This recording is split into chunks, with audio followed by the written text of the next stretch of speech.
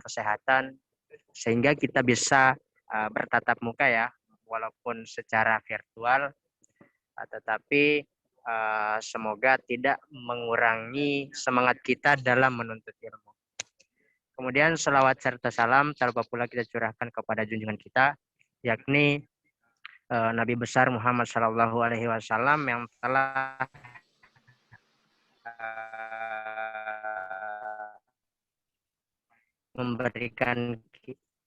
telah membawa umat manusia dari alam kegelapan seperti apa yang kita rasakan pada kesempatan kali ini. Mungkin untuk mengefisienkan waktu langsung saja. Jadi pada kesempatan kali ini kita akan mengadakan kajian rutin ya yang diadakan oleh Ampuh bekerja sama dengan HMPS Ilmu Hukum. Nah, jadi pada minggu kali ini kita akan diskusi tentang hukum perdata yang langsung akan dipantik oleh Bang Abdillah Ramadan. Mungkin kepada Bang Abdillah Ramadan, waktu dan tempat saya persilakan. Terima kasih. Terima kasih banyak. Ini saya siasin dulu bentar ya. Ya, silakan Bang, silakan Bang.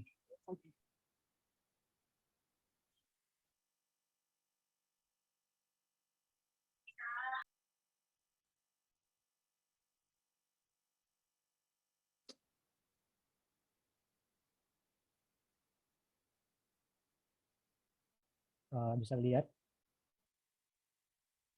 Bisa Bang, bisa Bang, bisa. Ini saya langsung mulai ya. Iya, langsung aja Bang. Oke, bismillahirrahmanirrahim. Assalamualaikum warahmatullahi wabarakatuh. Saya Abdillah Ramadan dan saya akan membawakan materi Ampuh hari ini mengenai hukum acara perdata tentang pengertian, sejarah, asas, surat kuasa, dan upaya perdamaiannya dalam acara perdata ini. Pertama-tama saya akan membahas tentang pengertiannya dahulu.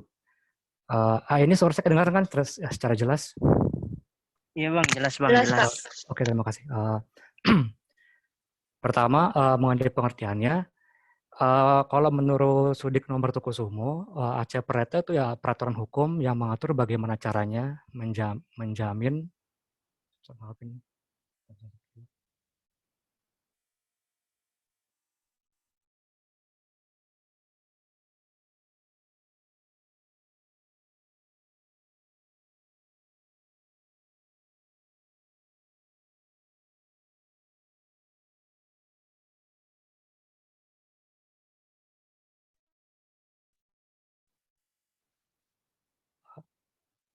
maaf sebentar.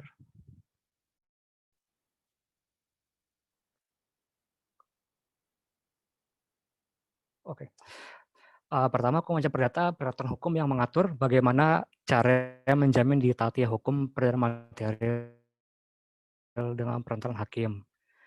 Projodikoro Wiryono juga menyatakan bahwa acara perdata merupakan serangkaian peraturan-peraturan yang memuat cara bagaimana orang harus bertindak terhadap dan di muka pengadilan, serta cara bagaimana pengadilan itu harus bertindak satu sama lain untuk melaksanakan perjalanannya peraturan-peraturan hukum perdata. Jadi singkatnya hukum acara perdata itu ya adalah hukum formil dari hukum perdata itu. Perdata itu bagaimana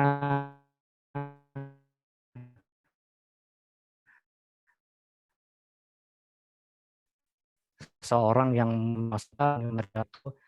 yang dia itu dipimpin oleh seorang hakim. Jadi seperti itu. Lalu ada setelahnya. Sejarah acara perdata itu pertama sebelum ini ada dulu tahun 1947. Hanya saja yang di tahun 1947 itu ditolak oleh Gubernur Jenderal Belanda saat itu dengan alasan bahwa di versi yang itu orang-orang Bumiputra Timur Jauh itu dia diadili dengan peraturan yang sama dengan orang-orang Eropa. Dan karena kebijakan rasisme yang diberlakukan oleh pemerintah kolonial Belanda, maka akhirnya diganti. Jadi yang sekarang ini adalah Inlandse Reglement yang berlaku tahun 1848 melalui Lembaran Negara atau Stadsblad 1848/16. Lalu pada tahun 1941 Inline Reglement menjadi Hertzian Inline Reglement atau peraturan reglemen Indonesia yang diperbarukan. Itu tahun 1941 melalui Statsblad 1941 strip 32. Sebenarnya kalau yang ini diubah itu unsur pidana saja, dengan membuat aparatur kejaksaan untuk daerah yang di luar Madura dan Jawa itu dibentuk RBG, Rex Reglement for the Butan Western, atau hukum reglemen untuk daerah seberang. Itu arti literalnya dalam bahasa Indonesia. Seberang itu maksudnya di luar Jawa dan Madura. Nah ini sebenarnya berisi ketentuan yang sudah ada dalam IR itu sendiri, ditambah ketentuan hukum acara perdata yang telah ada dan berlaku di kalangan orang-orang luar Jawa dan Madura, yaitu pembentukan melalui Lembaran Negara Statsblad 1927 strip 227. Keduanya masih berlaku sampai sekarang sebagai dasar dari hukum acara perdata Indonesia atas dasar pasal 1 Aturan Peralihan UUD 45. Lalu ada asas hukum acara perdata. Pertama, hakim bersifat menunggu.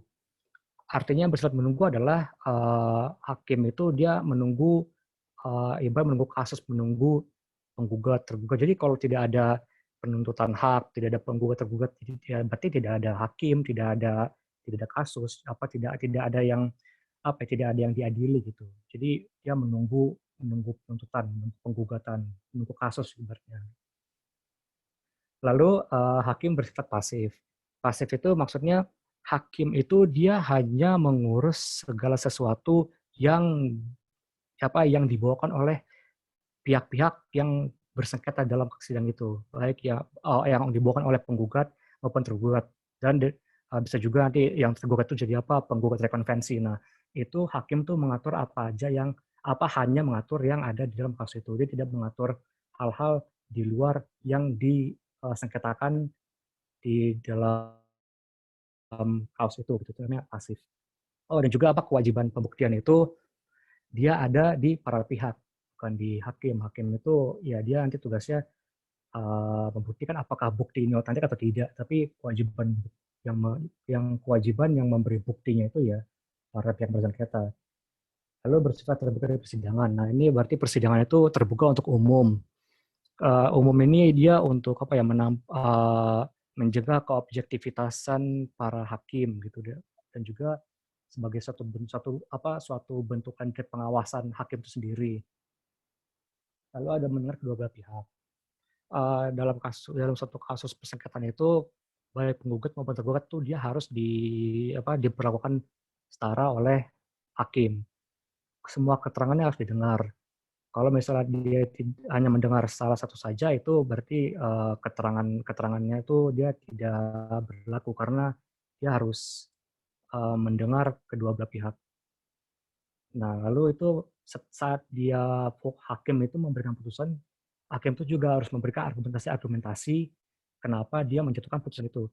Itu sebagai pertanggungjawaban dia terhadap para pihak, dan juga para pihak pertanggungjawaban dia terhadap rakyat dan pada ilmu hukum itu sendiri. Karena nanti putusan itu dia bisa berpengaruh kepada selain kepada nasib dari orang-orang yang bersengketa, dia juga berpengaruh kepada kasus-kasus yang muncul ke depan nanti.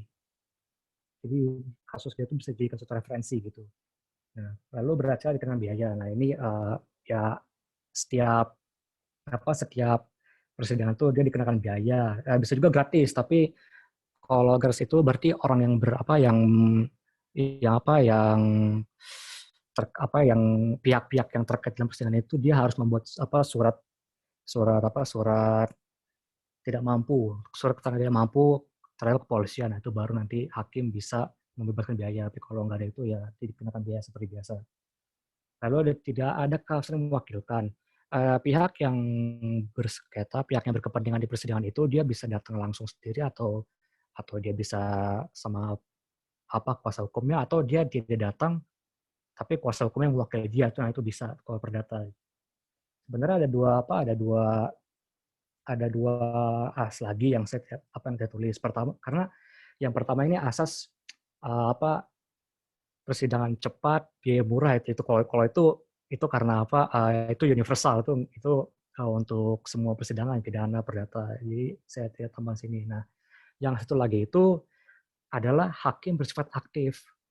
Nah, kenapa saya tambahkan tapi saya tidak tulis karena ini tuh ada beda-beda gitu. Jadi buku buku yang saya punya itu yang dimiliki oleh Profesor Dr. Sudik Tumberkusumo, di buku ini tidak ada asas aktif. Sedangkan beberapa hari lalu saya menemukan satu artikel yang bilang kalau asas aktif itu ada. Apa asas aktif itu? Asas aktif itu ya saat hakim itu kan tadi dibilang kan hakim itu bersifat menunggu, dia menunggu kasus. Terus bersifat pasif, pasif itu dia hanya mengurus kasus yang dipersidangkan dalam sidang itu. Nah, aktif itu adalah hakim itu ya dia menjalankan tugas dia memimpin sidang, dia mengautentikasi suatu bukti apakah bukti itu benar atau enggak. Terus dia kalau misalnya ada pihak-pihak yang tidak anggaplah dia tidak terlalu tahu tentang hukum. Nah, nanti hakim itu membantu dia dalam arti bukan memihak tapi membantu kayak cara beracara kayak gimana, cara prosedurnya bagaimana gitu. Jadi dia dibantu. Nah, itu artinya yang dimaksud dari hakim bersifat aktif. Seperti begitu. Surat kuasa. Surat kuasa ini ada sifat-sifat. Yang pertama, sifat kuasa langsung berkapasitas sebagai wakil berkuasa. Jadi pemberi kuasa itu dia dia mewakili sang kuasa yang memberi dia kuasa. Jadi semua yang dilakukan itu dia lakukan atas nama orang yang memberi kuasa dia. Dan semua yang dilakukan itu nanti pertanggungjawabannya ya ke si yang memberi dia kuasa ini. Selama apa yang dilakukan itu sesuai dengan surat kuasa yang diberikan kepadanya. Jadi tidak keluar dari apa yang tidak dijelaskan dalam surat kuasa itu. Kalau misalnya seperti itu berarti kuasa yang diberikan kuasa itu dia bertanggung jawab atas diri sendiri. Lalu ada pemberian kuasa bersifat konsensual. Itu berarti antara pemberi kuasa sama si kuasanya itu tuh dia sudah setuju satu sama lain, konsensual. Ada persetujuan satu sama lain itu bisa dinyatakan nanti lewat surat kuasa dengan akta dan sebagainya. Lalu ada karakter garansi kontrak. Karakter garansi kontrak ini maksudnya adalah kewenangan si pemberi kuasa, pertanggungjawaban si pemberi kuasa itu jadi apa yang bisa dipertanggungjawabkan oleh pemberi kuasa atas semua yang dilakukan oleh kuasa hanya hal-hal yang diberikan oleh pemberi kuasa itu yang dinyatakan di surat kuasa. Kalau misalnya itu sudah di luar poin-poin dari surat poin-poin dari surat kontrak tersebut, surat kuasa tersebut, nah itu berarti dia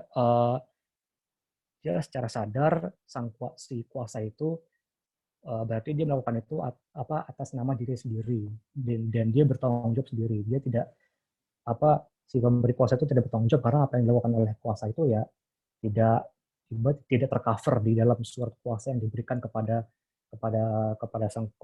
penerima kuasanya gitu. Itu karakter garansi kontrak. Lalu ada berakhirnya kuasa. Berakhirnya kuasa ini dia bisa pemberi kuasa itu menarik kembali salah sepihak atau salah satu pihak meninggal atau penerima kuasa melepas kuasa. Kalau pemberi kuasa menerima secara pihak itu dia bisa pencabutan tanpa memerlukan persetujuan dari penerima kuasa. Ya, pencabutan dapat dilakukan secara tegas dalam bentuk pencabutan secara tegas yang tertulis bisa juga atau langsung saja meminta kembali surat kuasanya dari sang penerima kuasa dari sang penerima kuasa. Atau bisa juga kalau menurut buku yang ditulis oleh Muhammad Yahya Harahap bisa juga secara diam-diam. Jadi cara itu si pemberi kuasa itu dia ibaratnya kayak menunjuk kuasa baru. Lalu saat kuasa baru ditunjuk, nanti kuasa yang lama itu dicabut. Tapi di sini permasalahan adalah pertama hal ini tuh tidak bisa dilakukan untuk surat kuasa khusus. Kalau surat kuasa khusus yang untuk pengadilan tuh dia tidak bisa seperti itu. Nah, dan kedua, kalaupun misalnya dia kalau misalnya dia itu ibaratnya cuma surat kuasa umum yang dia tuh sifatnya hanya mengatur mengatur hal pengurusan harta benda yang di luar pengadilan, itu dia kalau dalam buku ini sekali lagi dianjurkan sebaiknya jangan pakai cara ini karena kalau pakai cara ini resikonya nanti si si penerima kuasa yang pertama itu yang telah digantikan kan secara diam-diam ya. Kalau misalnya dia saat dia sudah digantikan nih, tapi dia nggak tahu kalau dia sudah digantikan dan dia melakukan sesuatu yang dia pikir tuh, oh saya melakukan ini atas nama pemberi kuasa saya.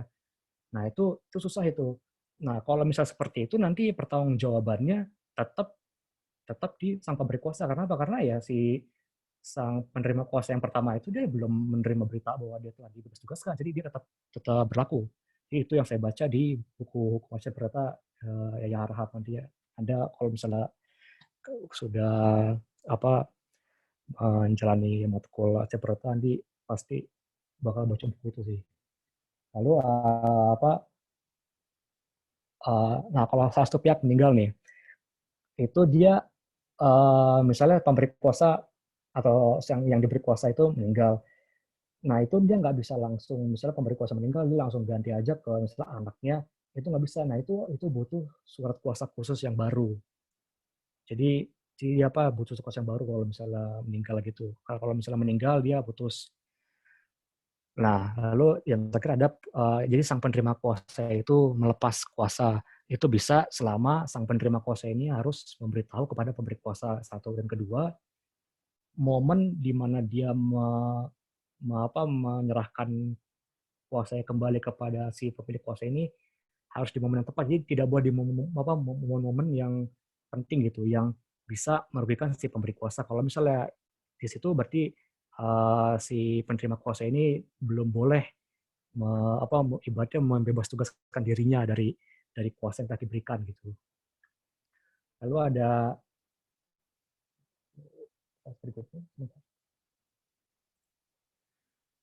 Nah ini, jadi kuasa. Nah kalau kuasa umum itu tuh dia sifatnya hanya pengurusan harta harta benda pemilik si pemberi kuasanya gitu.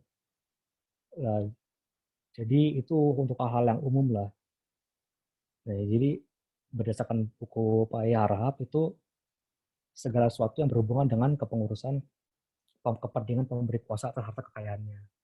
Sedangkan kalau kuasa khusus itu dia kuasa yang hanya untuk untuk suatu hal tertentu saja. Misalnya untuk pengadilan saja gitu. Kuasa khusus ini tentu saja nggak cuma untuk pengadilan, bisa juga kuasa khusus ini khusus untuk misalnya dia disuruh untuk anggaplah mewakili si pemberi kuasa untuk melakukan jual beli gitu. Nah, terhadap suatu pihak ketiga. Nah, itu bisa. Nah, surat kuasa khusus yang buat jual beli itu nggak bisa dipakai buat surat kuasa khusus buat pengadilan. Kalau untuk pengadilan dia perlu surat kuasa khusus baru lagi untuk pengadilan itu. Jadi jangan mentang-mentang namanya surat kuasa khusus itu bisa dipakai untuk pokoknya untuk pengadilan bisa. Itu harus diperhatikan dulu surat kuasa khususnya itu khusus untuk apa gitu. Nah, kembali lagi ke surat kuasa khusus pengadilan. Pertama-tama, surat kuasa khusus pengadilan ini baru bisa dianggap sebagai surat kuasa khusus yang sah kalau dia menyebabkan dengan jelas surat kuasa untuk berperkara pengadilan satu tentu saja, lalu kedua menyebabkan kompetensi relatif. Jadi pengadilannya pengadilan mana gitu, apa pengadilan negeri Bogor atau pengadilan negeri daerah ini gitu. Jadi apa yang ditulis itu kompetensi relatif ya tempatnya gitu. Lalu menyebutkan identitas kedudukan para pihak, baik penggugat maupun tergugat.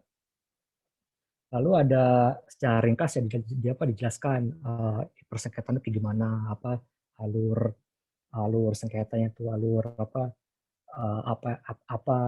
perkaranya bagaimana, itu secara ringkas disebutkan di situ. Nah, kalau misalnya salah satu di antara syarat itu tidak dipenuhi, surat kuasa khususnya tidak dianggap sah. Dan kalau menurut ini maaf saya lupa surat dari Mahkamah Agung yang paling baru itu mengenai hal ini itu berbunyi kalau ada kesalahan dalam surat kuasa khusus itu tuh dia tidak bisa dikoreksi lagi gitu. Nah ini bahaya, nanti bisa juga pihak lawan tuh bakal menggunakan hal ini buat ibaratnya memenangkan pihaknya itu bisa, karena di yang sema terbaru itu tidak bisa lagi ibaratnya mengizinkan si pihak itu untuk mengoreksi surat kuasa khusus yang telah diberikan kepada pihak pengadilan gitu. Dia harus teliti sekali. Lalu ada kuasa istimewa. Nah, kuasa istimewa ini dia khusus untuk hal yang menurut harta benda yang mungkin dianggapnya penting sekali oleh kuasa ini, dan juga kalau contohnya kayak pengambilan sumpah misalnya. Kalau pengambilan sumpah itu adalah suatu hal yang si pihak ini harus melakukannya sendiri, tidak bisa diwakili, bahkan untuk hukum acara perdata sekalipun. Jadi dia harus datang. Tapi kalau misalnya dia atas alasan tertentu, misalnya dia sakit dan dia sudah punya surat keterangan dokter dan lain-lainnya, tapi sumpah itu harus diambil, dia bisa memberi surat izin istimewa kepada sang penerima kuasa. Itu juga harus atas izin hakim juga gitu. Itu. Lalu juga surat kuasa istimewa ini tuh dia harus berbentuk kata otentik. Jadi akte yang dibuat di hadapan PPAT dibuat notaris lah gitu. Nah, terakhir ini kuasa perantara. Kalau kuasa perantara itu dia sebenarnya kayak kuasa khusus, cuma kalau saya lihat konteksnya ini, kalau kuasa perantara itu dia untuk kegiatan perdagangan bisnis gitu. Dia untuk agen, untuk broker gitu, untuk maklar. Jadi dia surat kuasa perantara itu diberikan kepada si broker ini untuk mewakili dia melakukan transaksi kepada pihak ketiga gitu. Selanjutnya, nah ini ada upaya perdamaian.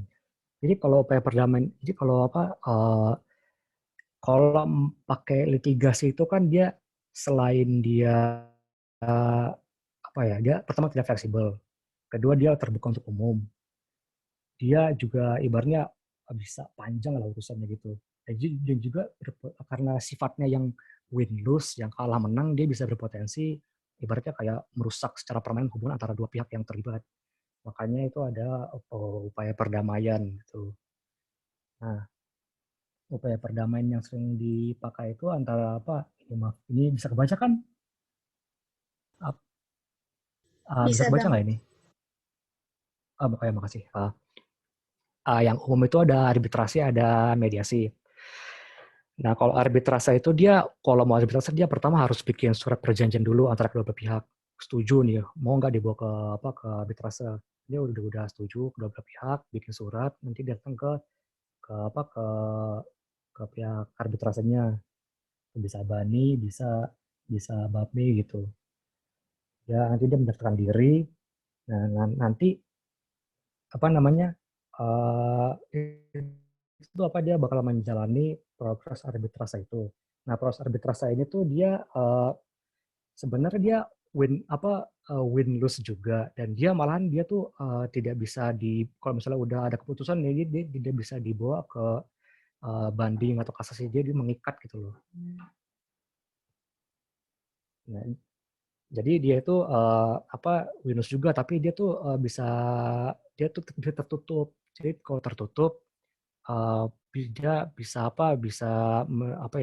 mengurangi resiko bocornya rahasia perusahaan, karena banyak tuh pelaku bisnis yang dia tuh sangat memprioritaskan rahasia perusahaannya, rahasia dagangnya gitu.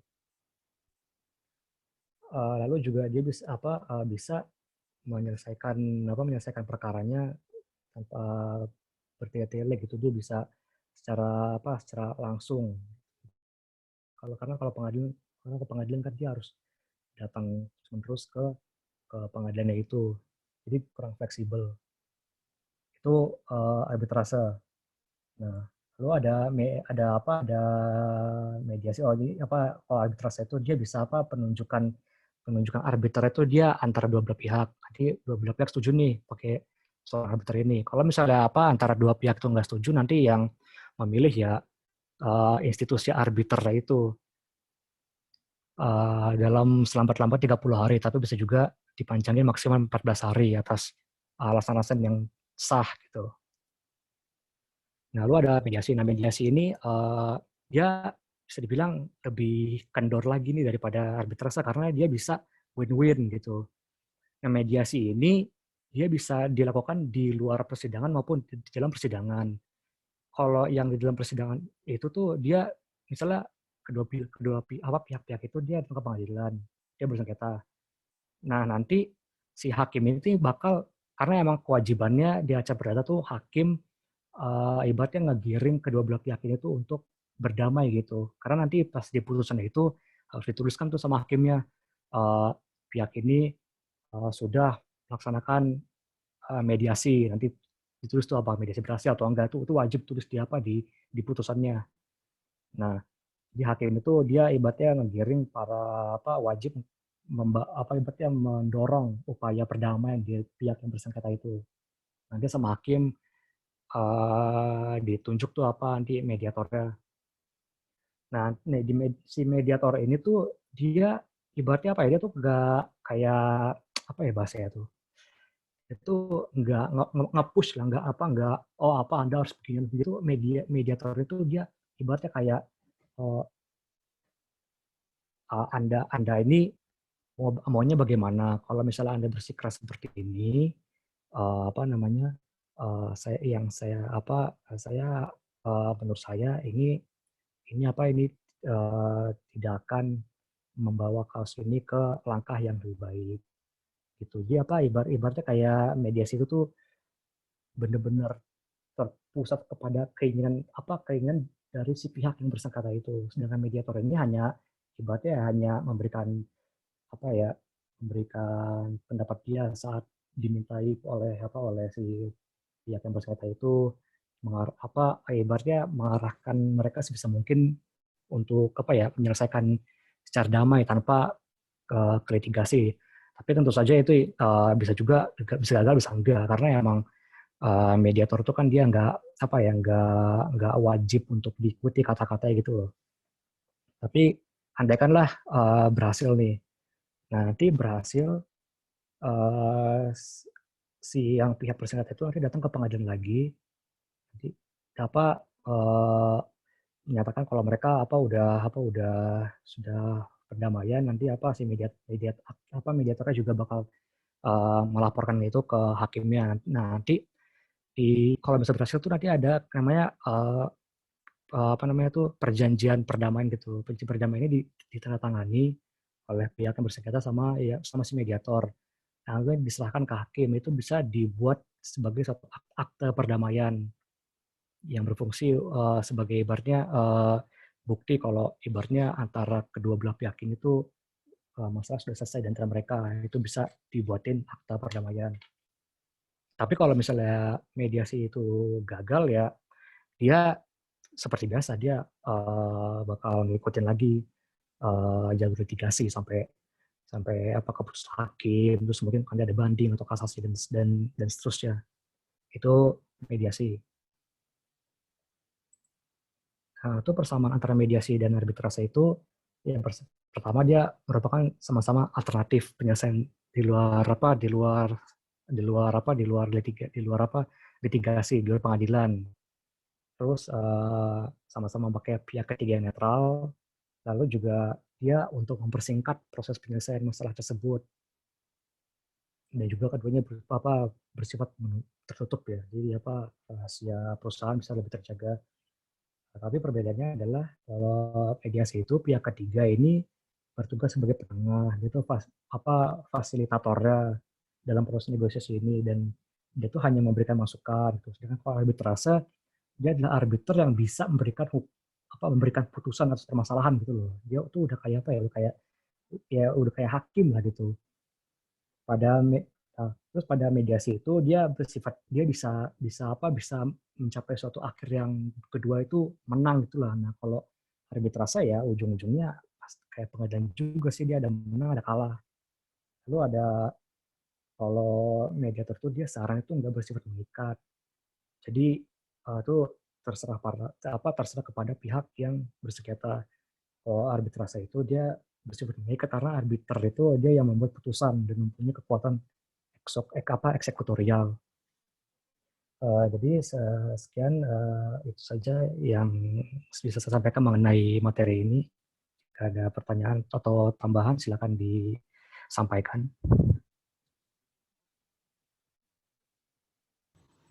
Izin bertanya Bang Abdillah. Oh ya, Dini ya. Iya, iya Bang.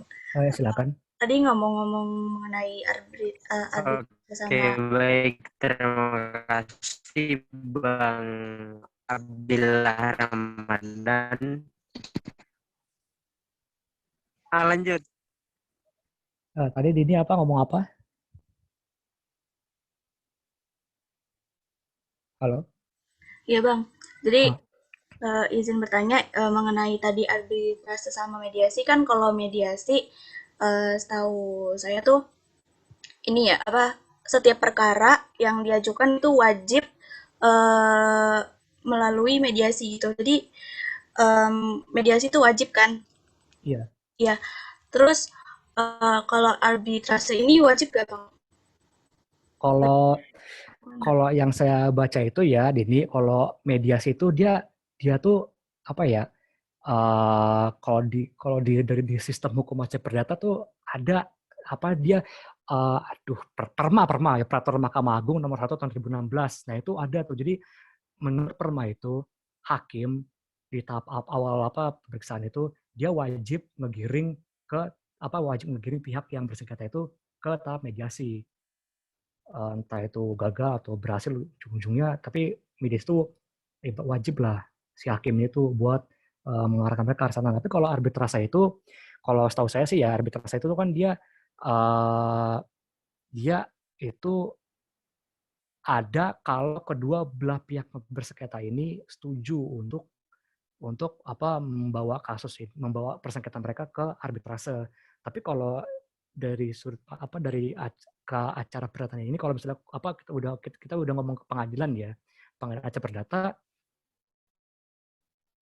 mereka itu ngebawanya ke mediasi gitu. Kalau arbitrase itu dia ada terpisah gitu. Jadi kalau wajib arbitrase itu enggak, cuma kalau mediasi di acara perdata itu emang adalah suatu tahap yang ibaratnya wajib dilalui gitu sih. Itu kalau yang saya baca gitu. Mungkin yang lainnya punya jawaban yang lebih baik mungkin silakan sampaikan. Tapi kalau yang saya baca seperti itu. Baik, Tuh. berarti kalau Karena arbitrase kalau itu kembali ke para pihaknya ya Bang, gimana mau iya benar gitu. dia harus ada surat perjanjian antara kedua pihak yang bersengketa itu baru dia bisa bawa ke bannya atau babnya dan sebagainya. Kalau mediasi dia ke litigasi pun dia nanti bakal diarahkan lagi ke mediasi gitu. Jadi gitu sih.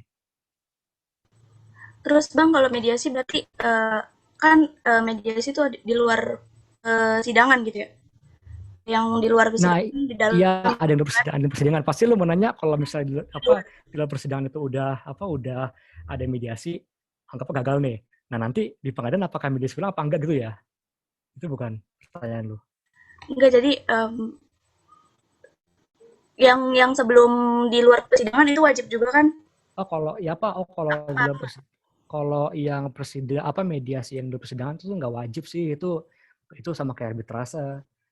Dia kembali ke pihak masing-masing itu kan sebenarnya yang namanya penyelesaian di luar pengadilan kan ada arbitrase, ada mediasi, ada juga negosiasi atau dia cuma ibaratnya cuma nanya ke pihak ahli gitu, pendapat para ahli, habis itu udah kelar. Sebenarnya banyak, cuma yang emang ibaratnya tuh lebih kompleks gitu dan juga lebih umum dibicarakan kan arbitrase mediasi. Tapi kalau mediasi ini yang di luar pengadilan itu ya nggak wajib itu kembali ke pihak masing-masing. Dia mau milih mediasi atau memilih arbitrase atau memilih langsung ke litigasi. Nah, kalau misalnya dia milih langsung ke litigasi aja, nanti litigasi itu pun dia sama hakimnya bakal diarahkan untuk perdamaian melalui mediasi gitu loh. Ngerti nggak maksudnya?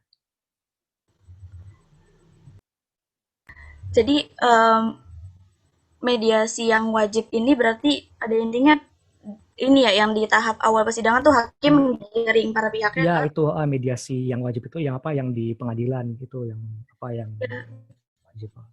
ya karena kan secara pemahaman Dini tuh yang kemarin malah ngiranya kan kalau misalnya mediasi itu kan mediatornya dipilihin ya, nggak sama kayak arbitrase. Kalau arbitrase kan para pihak yang menentukan gitu. Iya. Nah, terus juga mediatornya ini kan biasanya berasal itu dari mediator yang seorang yang udah punya sertifikat dan juga bisa dari hakim yang lagi nggak sidang tuh. Nah iya. Ya yang didapat dari belajar Harper tuh. Nah, terus makanya ini bingungnya apa mediasi yang di luar persidangan itu yang tadi mediatornya dari hakim yang lagi nggak sidang atau yang dari mediator yang berpunya sertifikat itu perkaranya itu berarti udah masuk ke didaftarin ke pengadilan gitu apa belum? Oh kalau yang di luar persidangan ya, yang di Ya, luar ya. ya. Kalau yang di luar sih belum karena kan ada apa institusi non pemerintahan yang dia emang menyediakan jasa mediasi gitu apa kalau saya namanya PMN deh itu di Cilandak tuh apa P-nya gue nggak tahu lupa MN itu mediasi nasional gitu nah itu eh, yang apa yang ngatur-ngatur kayak gituan yang di luar pengadilan gitu. Nah kalau pertanyaannya apakah seorang hakim itu yang lagi nggak bertugas bisa jadi mediator di luar pengadilan itu gue rasa itu maaf ya gue nggak bisa jawab pertanyaannya tapi kalau arbiter dia emang nggak boleh hakim biasa nggak boleh dia orang yang emang arbiter aja gitu loh tapi kalau mediator di luar pengadilan uh, itu gue nggak bisa jawab karena gue belum tahu tapi gue rasa kayaknya kalau menurut gue sih kayaknya nggak juga ya karena kalau udah lu bekerja di pengadilan dan lu jadi mediator pengadilan itu ya kalau misalnya lu jadi mediator di luar pengadilan nanti kan takutnya objektivitas lu sebagai seorang orang hukum lah ibaratnya itu kan nanti kita ganggu gitu loh. Gue menurutku sih kayak gitu. Iya, Ya gitu. makanya tadi gue sempat bingung juga tuh Ya gue kenapa juga hakim soalnya di catatan gue dan kayak emang selama ini belajar tuh katanya ada hakim yang lagi nggak bertugas berarti gue ya benar. kalau ini didaftarin ke PN dulu lah gimana caranya ini bisa hakim ini bisa direkomendasi menjadi mediator. Nah itu tadi gue sisi bingungnya di situ Iya gitu. apa kan kalau yang di pengadilan itu kan si hakim itu kan dia nunjuk mediator. Nah, mediator tunjuk itu ya hakim yang lagi nggak bertugas gitu gitu. Jadi itu hakim juga. Dia hakim nunjuk hakim cuma hakim yang jadi mediator tuh dia hakim yang hari itu tuh dia nggak ada tugas lah ibaratnya. Jadi gitu. Oke Dia jadi bang, mediator. Ya. makasih ya bang Iya jawabannya. sama-sama.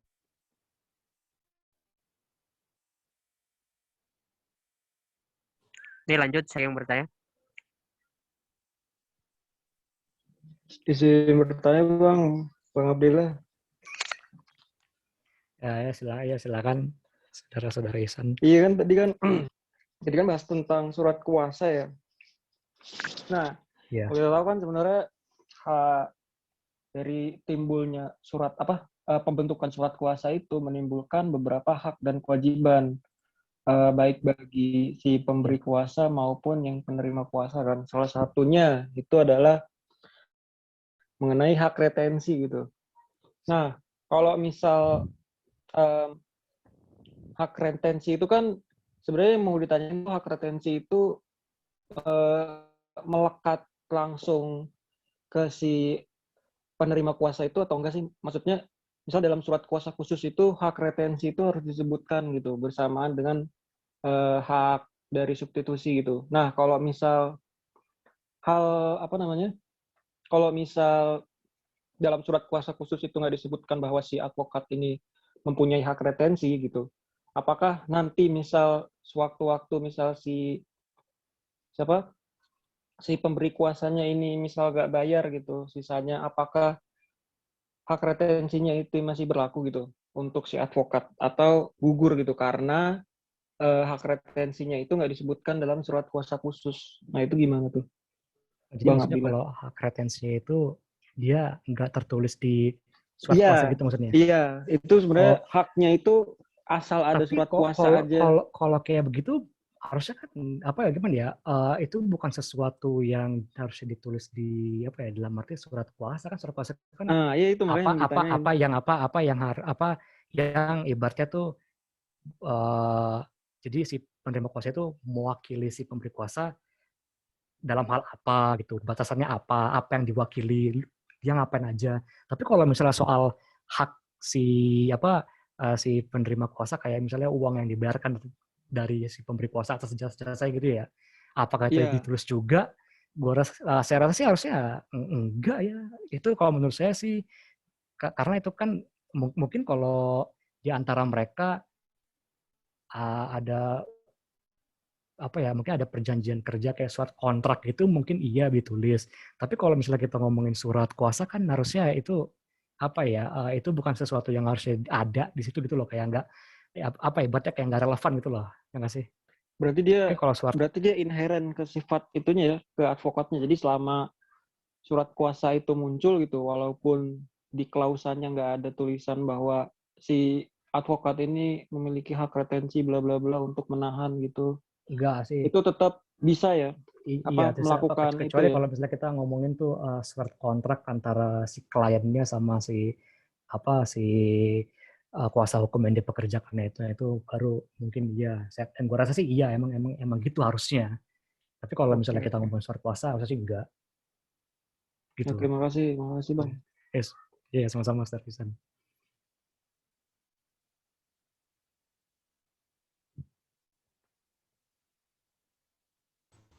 Teman-teman, berhubung Laudenya di sana sudah buka puasa, jadi saya ambil alih. Gimana untuk yang lain? Apakah ada yang ingin bertanya atau izin menambahkan?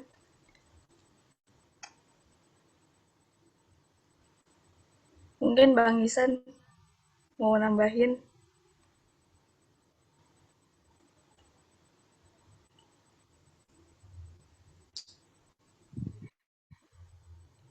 Ini berarti kalau udah nggak ada yang ditambahkan, ini kali ya bisa. Gimana Bang Abdillah? Saya nurut apa kata moderator moderator aja deh saya. Saya ikut aja.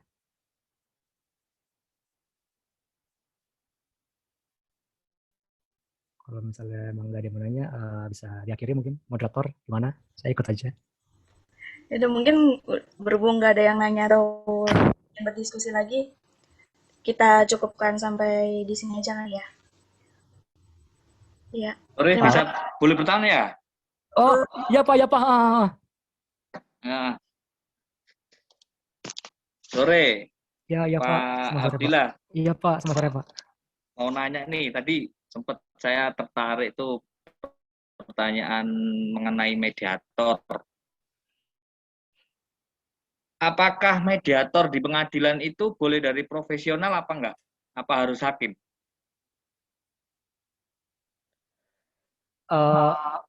Mediator ini tuh untuk mediasi yang di luar pengadilan apa yang di dalam pengadilan ya Pak? Ada dua ya setahu saya soalnya kalau mediasi itu. Enggak, kalau kita share aja ya Pak Abdillah ya. Iya Pak. Biasanya itu kalau mediator itu kalau profesional di luar pengadilan meskipun bukan hakim, sekarang kan open ya, apa betul? Jadi artinya kalau kita sudah tersertifikasi mediator, itu bisa melamar di pengadilan baik PN, PT, itu betul ya? Oh begitu ya, aduh. Iya, jadi artinya kalau seorang profesional baik itu dia advokat ya, itu dia punya mediator, sertifikat mediator. Apakah dia bisa ditunjuk oleh hakim gitu ya maksudnya Pak? Iya, jadi tapi dia harus melamar dulu di pengadilan. Jadi kalau sudah ada daftar di pengadilan, dia di posting di pengadilan, para pihak boleh memilih di situ. Betul ya? Apa seperti itu? Saya maaf sekali Pak, saya untuk itu saya belum pelajarinya apa yang itu. Oh, belum ya Pak Abdillah Jadi ya? saya tidak berani jawab ya Pak. Oke. Loh, Pak Abdillah ini praktisi atau? Bukan Pak, saya masih mahasiswa Pak. Oh, masih mahasiswa. Ya Pak. Ya enggak, untuk masukan aja ini mumpung saya ingat saya tambahi. Jadi ya makasih Pak. Pada prinsipnya itu kalau di pengadilan itu seorang mediator itu bukan harus hakim. Apa? Ya. Jadi di pengadilan itu ada pilihan dari profesional bisa, tapi dia harus tersertifikasi, punya sertifikat mediator. Seperti itu. Ya, jadi kalau dia, tapi itu kita harus lamar dulu, baru diterima, baru bisa menjalankan mediasi mewakili Bapak ini di pengadilan seperti itu. Ya ini masukan aja lah. Ini Oh ya Pak, masih Pak. tadi kok saya tambahi tadi Mas Abdillah kok Ya, Pak, ya, Pak, ini ya, Pak. hakim bukan. Jadi itu bisa dari profesional tapi sudah diregister sama pengadilan situ. Oh Itu ya bisa. Pak. Jadi para pihak bisa memilih, itu nanti ada foto-fotonya itu. Lajeng. Dasarnya Oke, di ini ya Pak ya, di Perma nomor 2 tahun 2003 ya, tentang prosedur. Iya, Di pasal 6-nya tuh disebutkan bahwa mediator pada setiap pengadilan berasal dari kalangan hakim dan bukan hakim yang telah memiliki Oh, sertifikat iya, iya. sebagai mediator. betul. Betul. Jadi selama dia Soalnya saya pikir yang bukan hakim itu yang dikasih. profesional tapi dia terdaftar di pengadilan tersebut, ya Oh dia iya, iya. Ya, bisa gitu. betul Iya. bisa. Cuman kalau arbiter harus hakim sih. Setahu saya. Tidak tahu sih. Yang saya baca di arbiter tuh dia nggak boleh itu Pak, nggak boleh dari hakim jaksa itu, setahu saya kayak gitu. Profesional tapi dia lebih susah daripada mediator itu kalau arbitrase itu. Arbiter itu.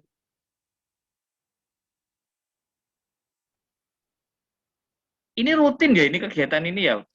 Saya Pak rasa begitu Abdillah ya? Pak. Mungkin iya. Oh, Iya Pak, ya, hakim, jaksa, panitera dan pejabat lainnya tidak bisa jadi arbiter Pak. Loh, dia bukan hakim, cuman dia sekolahnya kan nggak boleh ini, Pak. Iya Nggak dia boleh, apa ada. dia khusus. Iya apa kalau yang saya baca sih dia emang apa ya, dia harus kayak ada pertama sertifikatnya harus ada, terus dia minimal tuh semuda-muda 35 tahun. Iya, Dan dia nggak betul. boleh dari apa, Nggak dia boleh nggak boleh APH ya, nggak boleh ya. dia nggak boleh dari nggak boleh hakim atau jaksa Lah atau ya, APH orang nggak yang boleh ya. bekerja kalau kenapa Pak? PH? Aparat Praktisi penegak hukum hukum. nggak boleh kan? Iya nggak boleh pasal saya. Kuliah di mana Pak Abdillah? Saya UIN Pak. Di UIN mana? Jakarta juga. UIN Jakarta Pak. UIN Syarif Hidayatullah Pak. UIN itu Universitas Islam Negeri Syarif Hidayatullah Pak. Oh iya. Saya sudah lulus lama ini Mas Abdillah. Iya Pak. Makanya pengen belajar lagi. Lama nggak ini, makanya bingung juga kan. Oke, dilanjut. Sorry ganggu ini. Nggak mungkin sedikit. Iya nggak tadi apa-apa dari Pak. saya. Iya nggak apa-apa. Terima kasih tambahannya Pak ya. Iya. Oke, silakan. Lanjut. Ya, baik. Ya, makasih ya. Jika ada yang menambahkan. Ya, sama Pak. Ya. Baik, jika ada yang ingin menanyakan lagi atau memberi tambahan, dipersilakan.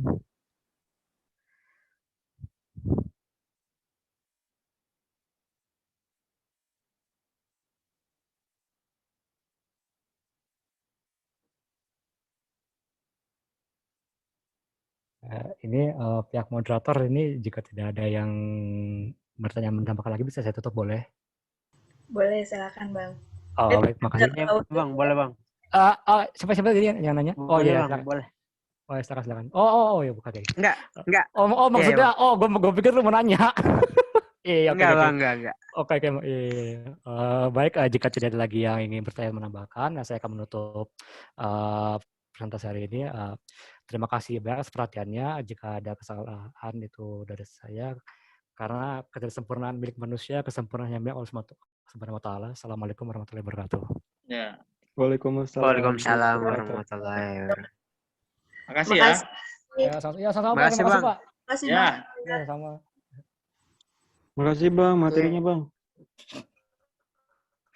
Semoga berkah, Bang. Ya, amin.